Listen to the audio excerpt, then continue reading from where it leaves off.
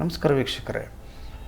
ಈಗ ನಾವು HLO application ಸಮಸ್ಯೆಗಳಿಗೆ ಕೆಲವು ಪರಿಹಾರಗಳನ್ನು ಈ ವಿಡಿಯೋದಲ್ಲಿ ನೋಡ್ತೀರಾ. ಕೆಲವು ನಿಮಿಷ ವಿಡಿಯೋ ಎಲ್ಲೂ ಮಿಸ್ ಮಾಡದೆ ಸ್ಟಾಪ್ ಮಾಡದೆ ಕೊನೆವರೆಗೂ ನೋಡಿ. ಏನಂತಂದರೆ, ನೀವು ಪಾಸ್ವರ್ಡನ್ನು ಯೂಸರ್ ಐ ಡಿ ಎಂಟ್ರಿ ಮಾಡ್ತೀರಾ, ಆದರೆ ಪಾಸ್ವರ್ಡ್ ಮರ್ತೋಗಿರುತ್ತೆ. ತಪ್ಪಾಗಿ ಎಂಟ್ರಿ ಮಾಡಿದಾಗ ಟ್ರಬಲ್ಸ್ ಏನಾದ್ರು ಆದಾಗ ಫರ್ಗಾಟ್ ಪಾಸ್ವರ್ಡ್ ಅನ್ನೋದನ್ನು ಒಂದು ಕೆಳಗಡೆ ಆಪ್ಷನ್ ಇರುತ್ತೆ, ಅದನ್ನು ಒತ್ತೋದ್ರ ಮುಖಾಂತರವಾಗಿ ಪಾಸ್ವರ್ಡನ್ನು ರಚನೆ ಮಾಡ್ಕೋಬಹುದು. ಮತ್ತು ಪಿನ್ ನಂಬರು ಇವೆಲ್ಲ ಕ್ರಿಯೇಟ್ ಮಾಡ್ಕೊತಾ ಇದ್ದೀರಾ. ಆದರೆ ಇನ್ನೂ ಬೇರೆ ರೀತಿಯಾದಂತಹ ಏನು ದೋಷಗಳು ಸಮಸ್ಯೆಗಳು ಕಂಡು ಬಂದಾಗ ಟ್ರಬಲ್ಸು ಅಂದರೆ ಪಾಸ್ವರ್ಡನ್ನು ನೀವು ಚೇಂಜ್ ಮಾಡುವಾಗ ದೋಷ ಸಂಭವಿಸಿದರೆ ಏನೋ ಇಲ್ಲಿ ಇದೆ ನೋಡಿ ಮಾಹಿತಿ.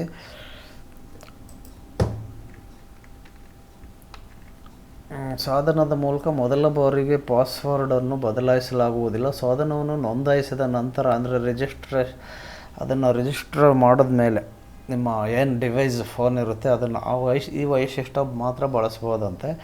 ಪಾಸ್ವರ್ಡನ್ನು ಸ್ವೀಕರಿಸ್ತಾ ಇದ್ದರೆ ಅಥವಾ ನಿಮಗೆ ಮರೆತೋಗಿದರೆ ಮೊದಲನೇ ಬಾರಿಗೆ ಬಳಕೆದಾರರು ಪಾಸ್ವರ್ಡನ್ನು ಮರುಹೊಂದಿಸಲು CMMS ಪೋರ್ಟಲನ್ನು ಬಳಸಬೇಕಾಗುತ್ತದೆ. ಮರೆತು ಹೋದ ಪಾಸ್ವರ್ಡ್ ಬಳಸಿ CMMSನಿಂದ ಪಾಸ್ವರ್ಡ್ ಮರುಹೊಂದಿಸಿ ಆನಂತರ ಸಾಧನವನ್ನು ನೋಂದಾಯಿಸಿ.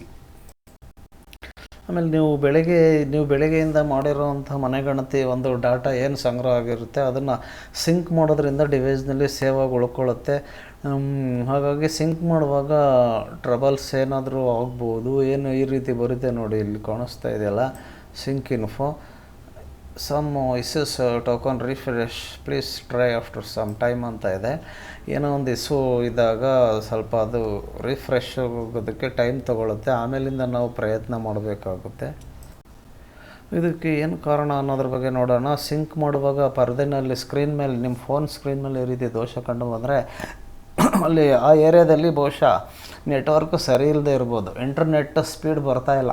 ಒಂದು ಪಕ್ಷ ಇಂಟರ್ನೆಟ್ ಸ್ಪೀಡ್ ಬರ್ತಾ ಇದ್ರೂ ಸಹ ನಮ್ಮ ಫೋನ್ ಸಪೋರ್ಟ್ ಮಾಡ್ತಾ ಇರಲ್ಲ. ನಿಮ್ಮ ಫೋನ್ ಯಾಕೆ ಸಪೋರ್ಟ್ ಮಾಡ್ತಾ ಇಲ್ಲ ನೆಟ್ವರ್ಕ್ ಚೆನ್ನಾಗಿದ್ರು ಅಂತ ಅಂದರೆ ಅದಕ್ಕೆ ಹಲವಾರು ಕಾರಣಗಳಿವೆ. ಮೊದಲನೇದಾಗಿ ಒಂದು ಈಸಿ ಮೆಥಡ್, ಫಾಸ್ಟ್ ಇಂಟರ್ನೆಟ್ ಬರೋಂಗೆ ಮಾಡಬೇಕಂತಂದ್ರೆ ನಿಮ್ಮ ಫೋನಲ್ಲಿ ಒಂದು ಸ್ಕ್ರೀನನ್ನು ಹಿಂಗೆ ಬೆರಳಲ್ಲಿ ಡ್ರ್ಯಾಗ್ ಮಾಡಿ ಮೇಲಿನಿಂದ ಅಲ್ಲಿ ಏರೋಪ್ಲೇನ್ ಮೋಡ್ ಅಂತ ಒಂದು ವಿಮಾನದ ಚಿತ್ರ ಕಾಣುತ್ತೆ ನೋಡಿ, ಅದನ್ನು ಒಂದ್ಸಲಿ ಟಚ್ ಮಾಡಿ ಆನ್ ಆಗುತ್ತೆ. ಇನ್ನೊಂದು 2-3 ಸೆಕೆಂಡ್ ಬಿಟ್ಟು ಮತ್ತೆ ಆಫ್ ಮಾಡಿ, ಆಮೇಲೆ ಇಂಟರ್ನೆಟ್ ಸ್ಪೀಡ್ ಆಗುತ್ತೆ. ಆಮೇಲೆ ಇನ್ನೊಂದು ಮೆಥಡ್ ಅಂದರೆ ನಿಮ್ಮ ಫೋನನ್ನು ರೀಸ್ಟಾರ್ಟ್ ಮಾಡಿ, ಅಂದರೆ ಸ್ವಿಚ್ ಆಫ್ ಮಾಡಿ ಸ್ವಿಚ್ ಆನ್ ಮಾಡ್ತಿರಲ್ಲ ಆ ರೀತಿ ಎರಡರಲ್ಲಿ ಒಂದು ಮಾಡಿ, ಆನಂತರ ಇಂಟರ್ನೆಟ್ ಸ್ಪೀಡ್ ಬರುತ್ತೆ. ಆದಾಗ್ಯೂ ಇಂಟರ್ನೆಟ್ ಇನ್ನೂ ಸ್ಪೀಡ್ ಬರ್ತಾಯಿಲ್ಲ, ಸ್ಲೋನೇ ಇದೆ, ಬೇರೆಯವ್ರ ಫೋನಲ್ಲೆಲ್ಲ ಚೆನ್ನಾಗಿ ಬರ್ತಾ ಇದೆ ಅಂತ ನೀವು ಕಂಡುಕೊಂಡಾಗ ನೀವು ಹಲವಾರು ಆ್ಯಪ್ಗಳು ನಿಮ್ಮ ಫೋನಲ್ಲಿ ಇರ್ತವೆ, ಬೇಕಾದ್ದು ಬೇಡವಾದಿಲ್ಲವ. ನಿಮ್ಗೆ ಅಗತ್ಯವಾದ ಆ್ಯಪ್ಗಳನ್ನು ಅಷ್ಟೇ ಇಟ್ಕೊಂಡ್ರೆ ಒಳ್ಳೆಯದು. ಹೆಚ್ಚು ಆ್ಯಪ್ಗಳನ್ನು ಇಟ್ಕೋಬಾರ್ದಾಗುತ್ತೆ. ಅಕಸ್ಮಾತ್ ನಿಮ್ಮಲ್ಲಿ ಏನು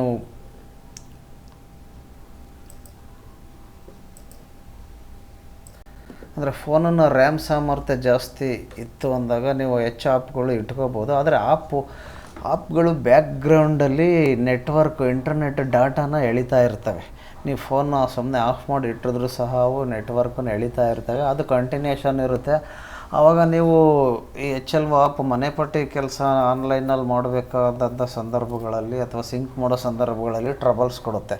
ಇದಕ್ಕೆ ಏನು ಪರಿಹಾರ ಕಂಡ್ಕೋಬೋದು ಅಂದರೆ, ನೀವು ಸೆಟ್ಟಿಂಗ್ಸ್ಗೆ ಹೋಗಿ ಬ್ಯಾಕ್ಗ್ರೌಂಡಲ್ಲಿ ಡಾಟಾ ಯೂಸ್ ಮಾಡ್ಕೊತ ಇರೋದನ್ನು ಆಫ್ ಅಂತ ಮಾಡಿಬಿಡಿ. ಆವಾಗ ನಿಮ್ಮದು ಫೋನಲ್ಲಿ ನೆಟ್ವರ್ಕು ಸ್ವಲ್ಪ ಸ್ಪೀಡಾಗಿ ಬರುತ್ತೆ. ಆವಾಗ ಈಸಿಯಾಗಿ ಸಿಂಕ್ ಮಾಡ್ಬೋದಾಗುತ್ತೆ.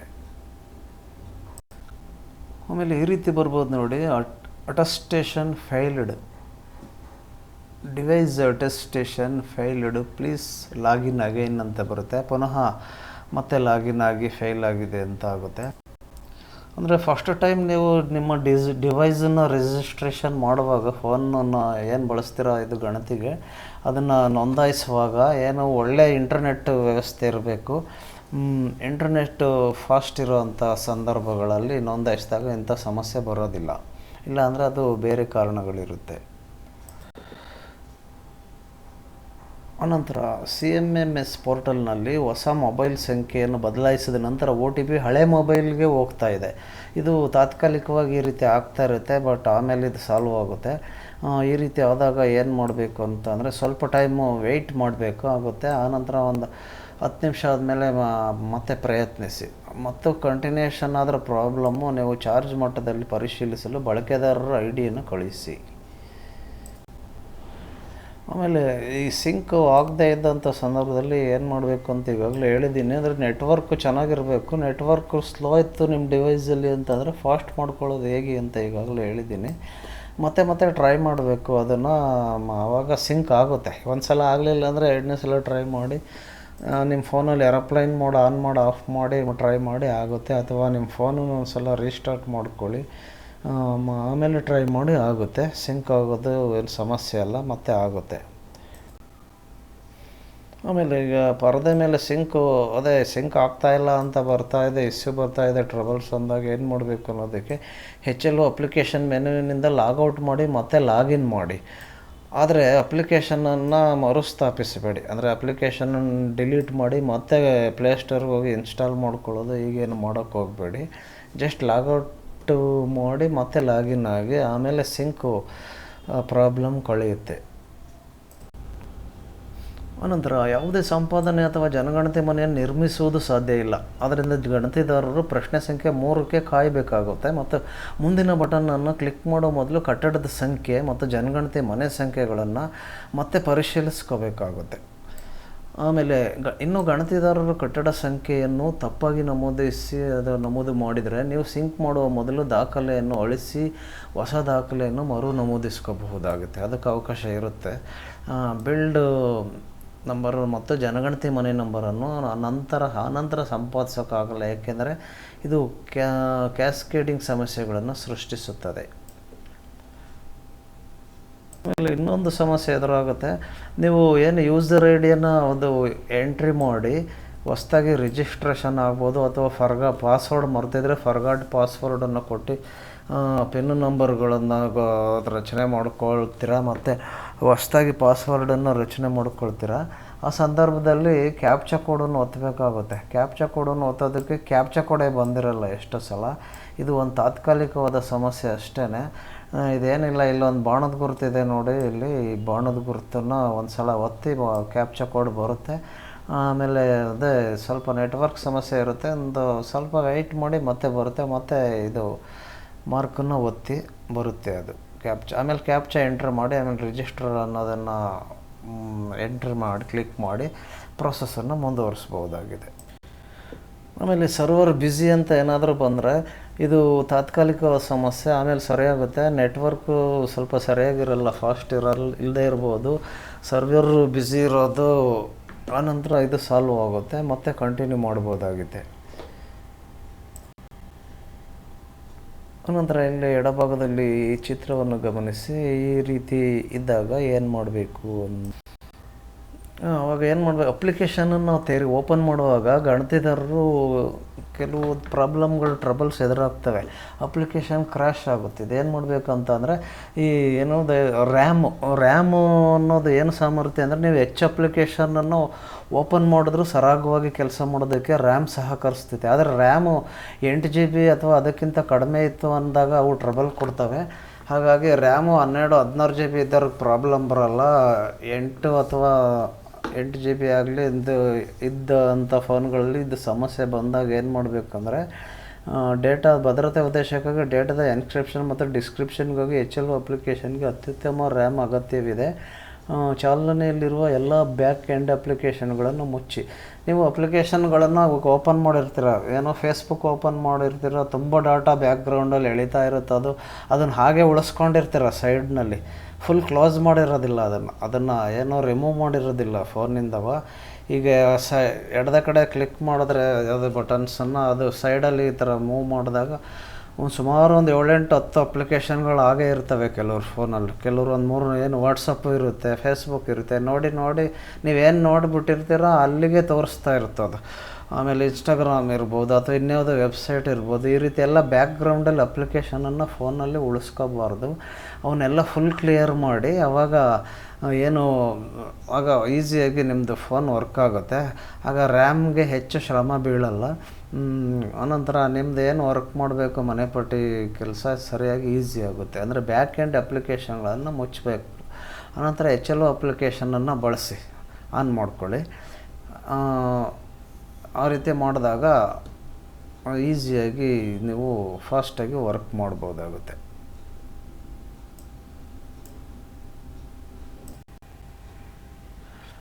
ಆನಂತರ ಮುಂದೆ ನೋಡೋಣ ಏನು ಸಮಸ್ಯೆಗಳು ಎದುರಾಗ್ಬೋದು ಅನ್ನೋದ್ರ ಬಗ್ಗೆ ನೋಡೋಣ ಬನ್ನಿ.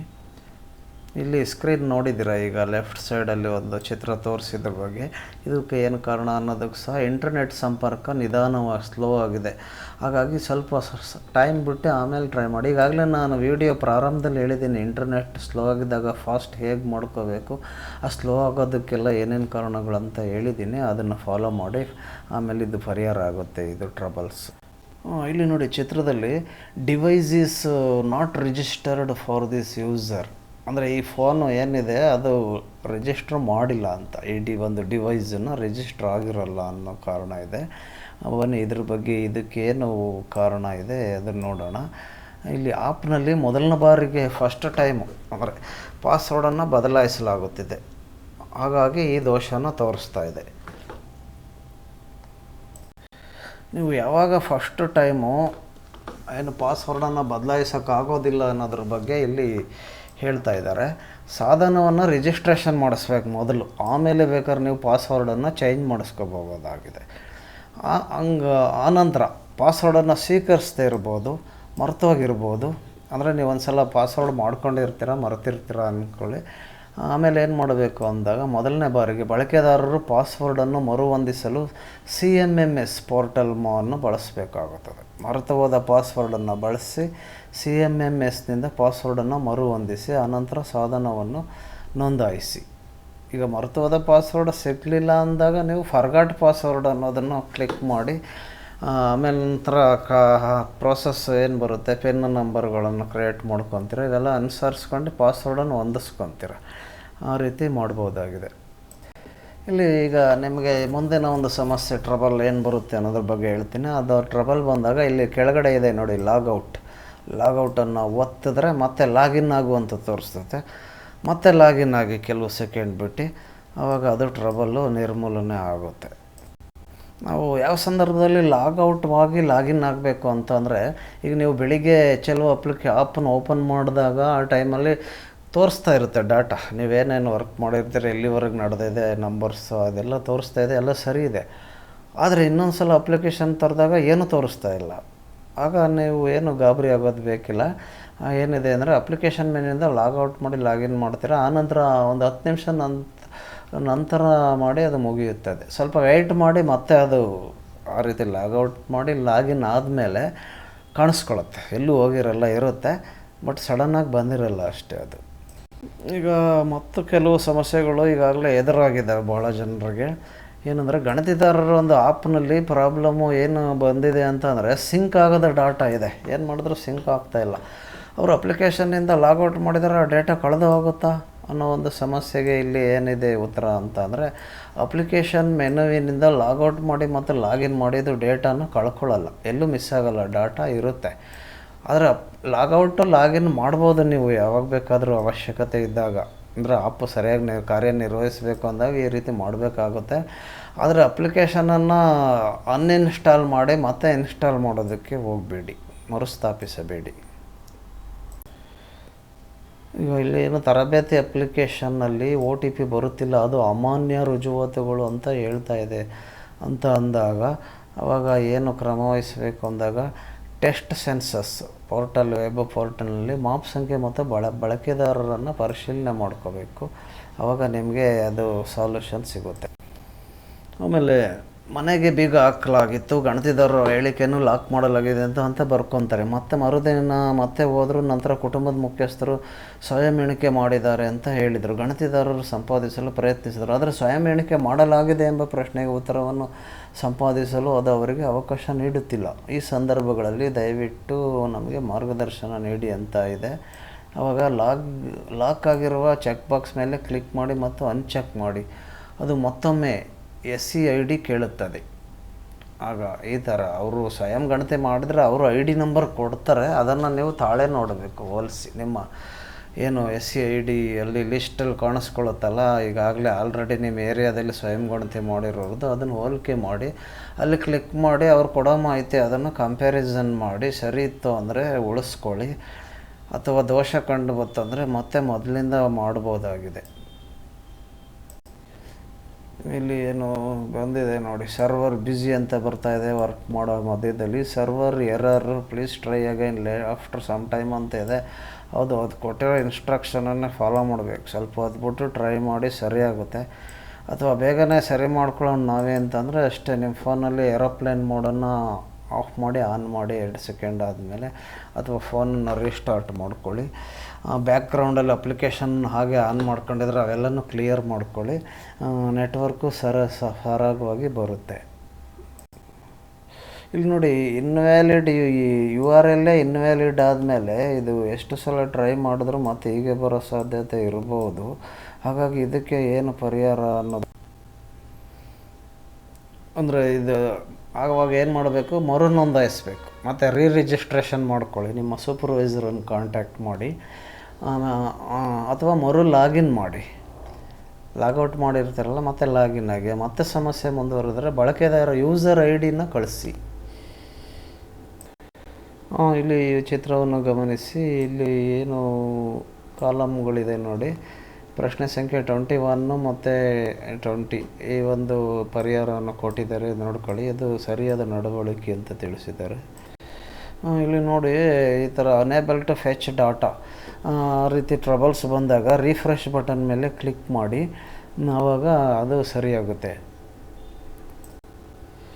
ಇಲ್ಲಿ ನೋಡಿ, ಚಿತ್ರದಲ್ಲಿ ನೋ ಡಾಟಾ ಅವೈಲೇಬಲ್ ಅಂತ ಇದೆ. ನೀವು ಕೆಲವು ದಿನಗಳಿಂದ ಆ ದಿನದಲ್ಲಿ ಇರ್ಬೋದು ಮಾಡಿರೋ ಮನೆಗಣತಿ ಇದು ನೋ ಡಾಟಾ ಅವೈಲೇಬಲ್ ಅಂತ ಬಂದ್ಬಿಡುತ್ತಾ ಅಂದಾಗ ಏನು ಮಾಡಬೇಕು, ನೀವು ಸಿಂಕ್ ಏನಾದ್ರು ಮಾಡಿದ್ರಿ ಅಂತ ಅಂದರೆ ಬಚಾವ್ ಆಗ್ತಾರೆ, ಏನು ತೊಂದರೆ ಇಲ್ಲ. ಅದು ನಿಮ್ಮ ಸೂಪರ್ವೈಸರ್ಗೆ ಮೇಲ್ವಿಚಾರಕರಿಗೆ ಕಾಣಿಸ್ಕೊಳ್ಳುತ್ತೆ. ಆನಂತರ ಅದು ಬೇರೆ ಯಾವುದೇ ರೀತಿಯಲ್ಲಿ ಚೇಂಜಸ್ಸು ಬಂದ್ರೂ ಸಹ ಹೇಗೆ ಮುಂದುವರಿಬೇಕು ಅನ್ನೋದ್ರ ಬಗ್ಗೆ ಇವಾಗ ನೋಡೋಣ. ಅದೇ ಹೇಳ್ತಿದ್ದಾರೆ, ಇಲ್ಲಿ ಮೊದಲ ಫೋಟೋದಲ್ಲಿ ಗಣಿತದಾರರ ಅಪ್ಲಿಕೇಶನ್ ಕ್ರ್ಯಾಶ್ ಆಗಿತ್ತು. ಅದರಿಂದ ಅವರು ಲಾಗೌಟ್ ಮಾಡಿ ಮತ್ತೆ ಲಾಗಿನ್ ಆದರು. ಅನಂತರ ಅವರು ಅದನ್ನು ಸಿಂಕ್ ಮಾಡಿದರೂ ಸಹ ಡಾಟಾ ಏನು ಎಲ್ಲ ಕಳೆದೋಯ್ತು, ಕಾಣಿಸ್ತಾ ಇಲ್ಲ. ನೋ ಡಾಟಾ ಫೌಂಡ್ ಅಂತ ಬರ್ತೈತೆ. ಈಗ ಅದು ಕಟ್ಟಡ ಸಂಖ್ಯೆ 1 ಮತ್ತು ಜನಗಣತಿ ಮನೆ 0001ರಿಂದ ಮತ್ತೆ ಪ್ರಾರಂಭವಾಗುತ್ತಿದೆ. ರಿಫ್ರೆಶ್ ಆಗಿ ಹೊಸ್ದಾಗಿ ಮಾಡು ಎಲ್ಲ ಮೊದಲಿಂದ ಅನ್ನೋಂಗೆ ಹೇಳ್ತಾ ಇದೆ ಅನ್ನೋಂಗೆ ಕಾಣಿಸುತ್ತೆ. ಆವಾಗ ಏನು ಮಾಡಬೇಕು, 2ನೇ ಛಾಯಾಚಿತ್ರ ಅದು ಮೇಲ್ವಿಚಾರಕರದ್ದಾಗಿದ್ದು ಗಣಿತದಾರರ ಸಿಂಕ್ ಮಾಡಲಾದ ದತ್ತಾಂಶವು ಮೇಲ್ವಿಚಾರಕರೊಂದಿಗೆ ಗೋಚರಿಸುತ್ತದೆ. ಹಾಗಾಗಿ ಸಿಂಕ್ ಮಾಡೋದ್ರಿಂದ ಡಾಟಾ ಸೇಫಾಗಿ ಉಳ್ಕೊಳ್ಳುತ್ತೆ. ಮತ್ತು ಏನೇ ಪ್ರಾಬ್ಲಮ್ ಬಂದರೂ ಯಾರು ಏನು ಗಾಬರಿ ಪಡೋ ಸಾಧ್ಯತೆ ಬೇಡ ಅನ್ನೋದು ಇಲ್ಲಿ ಅರ್ಥವಾಗುತ್ತೆ. ಅಷ್ಟೇ, ಲಾಗೌಟ್ ಮಾಡಿ ಮತ್ತು ಲಾಗಿನ್ ಆಗಿ ಅದು ಸಮಸ್ಯೆ ಸರಿಯಾಗ್ಬೋದು. ಮತ್ತು ವೀಕ್ಷಕರೇ, ಇಲ್ಲಿ ಸ್ವಲ್ಪ ಎಡಭಾಗದಲ್ಲಿ ಚಿತ್ರದಲ್ಲಿ ಸ್ವಲ್ಪ ಮುಸುಕು ಆಗಿದೆ. ಇಲ್ಲಿ ಗಮನಿಸಿ, ಡೆವಲಪರ್ ಆಪ್ಷನ್ ಆರ್ ಎನೇಬಲ್ಡ್ ಅಂತ ಇದೆ. ಆನಂತರ VPN ಈಸ್ ಡಿಟೆಕ್ಟೆಡ್ ಅಂತ ಇದೆ. USB ವೈರ್ಲೆಸ್ ಡಿಬಗ್ಡ್ ಈಸ್ ಎನೇಬಲ್ಡ್ ಅನ್ನೋದು 3ನೇ ಒಂದಿದೆ. ಟೈಮ್ ಟ್ಯಾಪರಿಂಗ್ ಡಿಟೆಕ್ಟೆಡ್ ಅಂತ ಇದೆ. ಇಲ್ಲಿ ಏನು ಪ್ರಾಬ್ಲಮ್ ಬರಲಿ ಕಂಟಿನ್ಯೂ ಅಂತಿದೆ ಲಾಸ್ಟಲ್ಲಿ.